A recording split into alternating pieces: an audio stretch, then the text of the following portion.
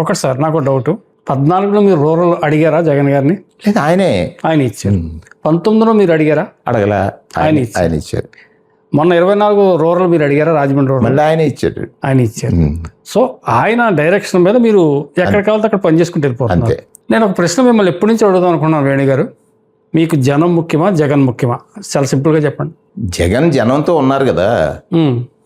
అది ఓకే కాదు, జగన్తో ఉంటే జనంతో ఉన్నట్టే. మీకు జనం ముఖ్యం.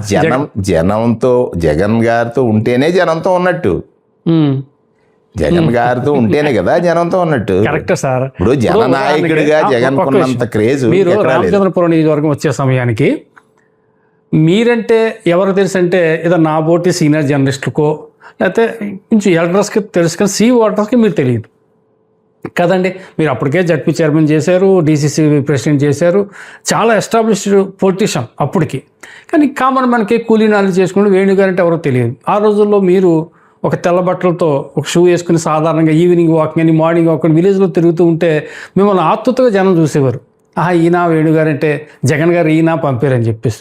సో ఆ ప్లేస్ నుంచి ఆ రోజుల్లో ఇక్కడ మంచి బలమైన నాయకుల్ని కాదని మిమ్మల్ని గెలిపించారు జనం ఇక్కడ కదండి. మీరు కూడా ఈ జనాన్ని ఇడిచిపెట్టలేదు. మీరు ఒక దీపావళి చేసుకున్నా, ఓ సంక్రాంతి చేసుకున్నా, ఉగాది చేసుకున్నా జనంలోకి వచ్చే చేసుకున్నారు. మీ కుటుంబ సభ్యులతో ఎప్పుడు మీరు ఎంజాయ్ చేయలేదు.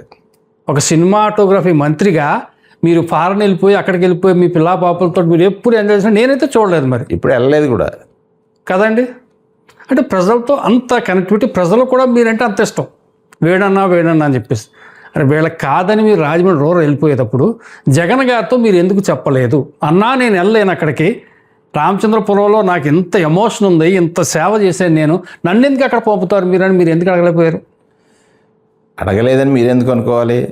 అడిగారా? అడగలేదని అనుకోకూడదు, అడిగాను. కానీ వారికి ఇక్కడ ఆబ్లిగేషన్ ఉంది, అక్కడేమో అవసరం ఉంది. రామచంద్రపురంలో అప్లికేషన్ ఉంది, అక్కడేమో అవసరం ఉంది క్యాండిడేట్గా. బీసీకి ఇవ్వాలి, బీసీలో ఎవరు పెద్ద క్యాండిడేట్ అంటే మంత్రి చేసిన వాడు పెద్ద క్యాండిడేట్ అవుతాడు. అది ఒక ఆప్షన్. అక్కడ జిల్లా ఇన్ఛార్జ్ మంత్రి కూడా చేశాను కాబట్టి. రెండోది ఇక్కడ ఆబ్లిగేషన్ ఉంది, బోస్ గారికి ఇవ్వాలనేటువంటి ఆయన ఆలోచన.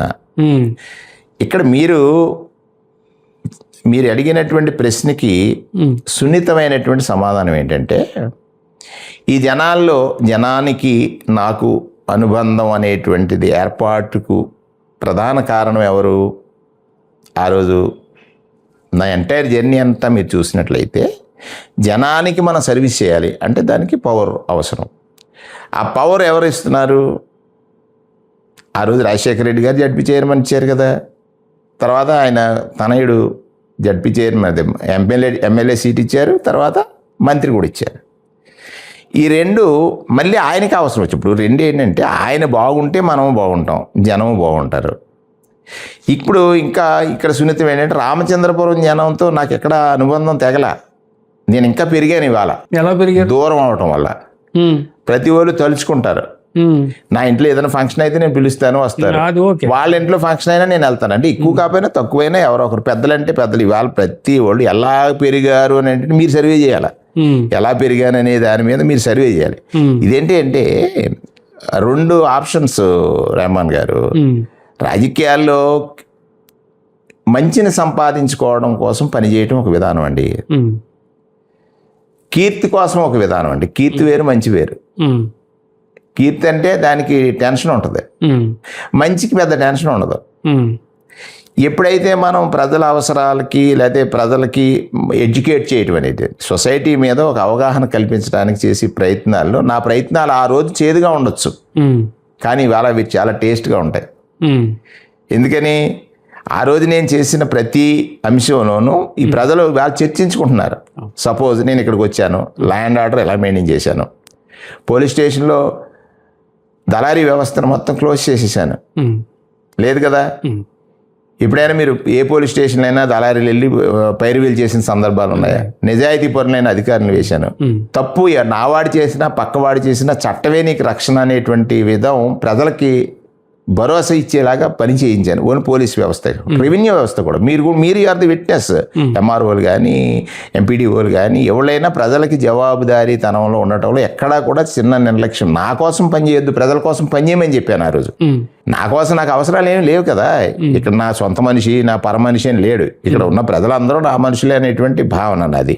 సో ఎవరైతే ఆ లైన్ క్రాస్ అవుతారో వాళ్ళని ఎడ్యుకేట్ చేయండి కదా. ఇది క్రాస్ అయితే మనకి పనిషబుల్ ప్లేస్లోకి మనం వెళ్తున్నాం అనేటువంటి అవగాహన కల్పించండి. అది మనం చెప్పినటువంటి.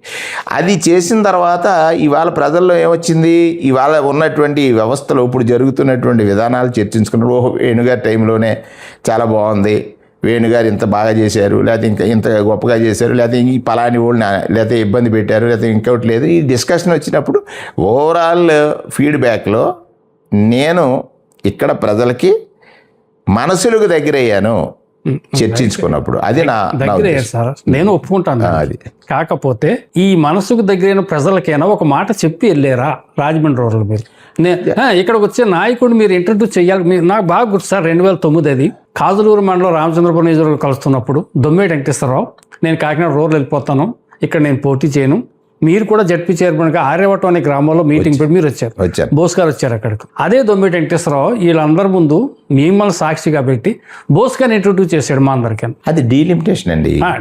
ఇక్కడ క్వశ్చన్ ఈస్, మీ ప్రశ్నే ఎవరికి ఇచ్చారు ఇక్కడ టికెట్?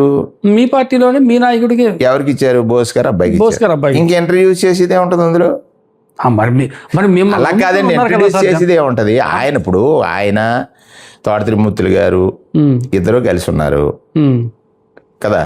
ఇద్దరు కలిసి అసలు ఇప్పుడు ఇంకోటి ఏంటంటే దిర్ ఇస్ నో క్వశ్చన్. ఎందుకంటే ఇద్దరు ప్రత్యర్థులుగా ఉన్న వాళ్ళు కలిసి ఒక పోటీకి వెళ్ళేటప్పుడు ఇంట్రడక్షన్ అనేటువంటి క్వశ్చన్ అరైజ్ అవ్వదు.